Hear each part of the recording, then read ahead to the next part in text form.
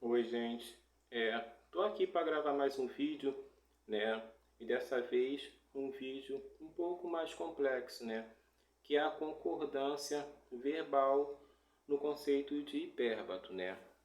Essa é uma questão que confunde muito e que pega muita gente nas provas de concurso, porque a diferença está no detalhe da crase ou da combinação, sempre com a preposição a, que é quando nós temos o objeto direto preposicionado que serve para identificar o sujeito e para se tirar a ambiguidade.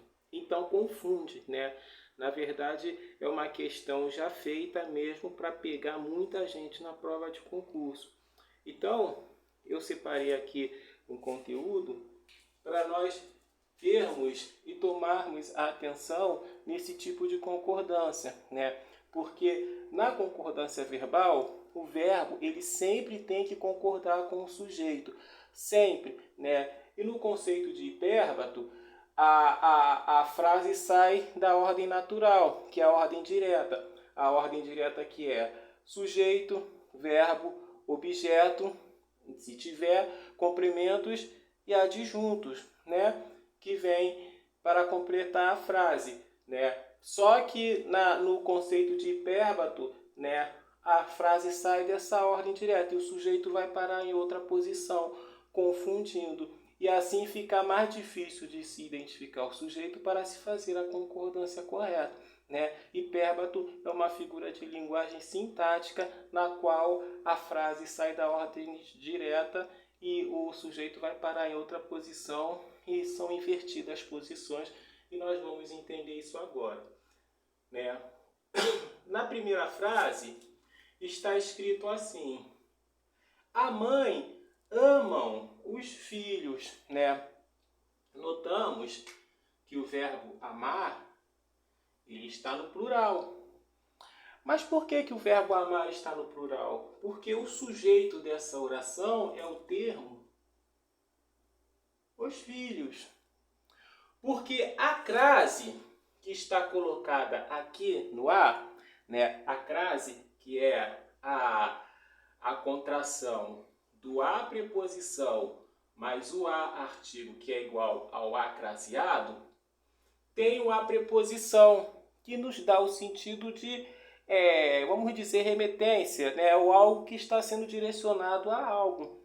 Então nós somamos A mais A igual a A, que é a crase. Então, o ato de amar é dado pelos filhos ao objeto mãe.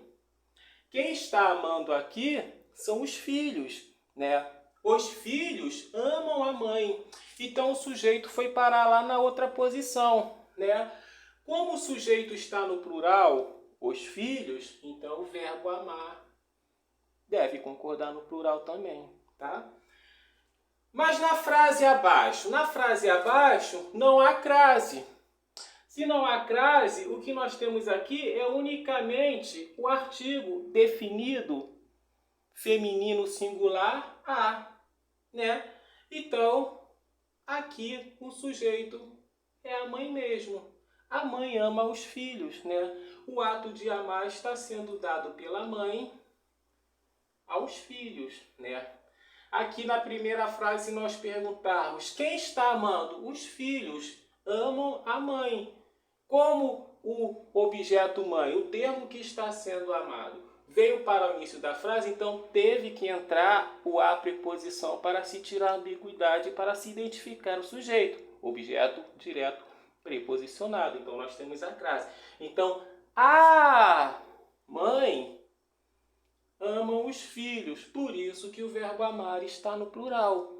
Já na frase abaixo não, nós só temos o artigo feminino mesmo. Então o ato de amar é normalmente da mãe aos filhos. Então, como o sujeito está no singular, o verbo amar também vai para o singular, entendeu? Mas no exemplo abaixo, no exemplo abaixo com as duas últimas frases, eu vou colocar no masculino e nós vamos entender melhor, né? Vamos jogar no masculino. Aos filhos ama a mãe. Quem está amando aqui? O ato de amar é de quem? É da mãe. Se nós perguntarmos ao verbo, quem está amando? É a mãe. A mãe está no singular. Se a mãe está no singular, né, o ato de amar está sendo direcionado aos filhos, então o verbo amar, ele deve vir também no singular. Aos filhos ama a mãe.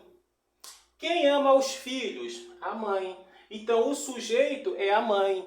O sujeito foi para o final da frase. Conceito de hipérbato, né? Então, o verbo tem que concordar com o sujeito, porque quem está amando é a mãe. Então a mãe tem que entrar no singular, tá? E na última frase, né? Mesma coisa que nós vimos aqui em cima, os filhos amam a mãe, né? Então aqui não precisa da preposição a para entrar aqui. Aqui foi precisa a preposição a. A mais o, e no plural no caso é a mais os, é igual a aos. Só que aqui não precisa da preposição a. Não precisa do objeto, não precisa da preposição para se fazer o objeto direto preposicionado, porque já está claro. O ato de amar aqui é dos filhos em relação, esqueci aqui do tio, a mãe. Os filhos amam a mãe, porque os filhos está no plural, então o verbo amar, ele também deve concordar no plural com o sujeito, os filhos, entendeu? Então, por isso que deve haver a concordância no plural com o sujeito filho.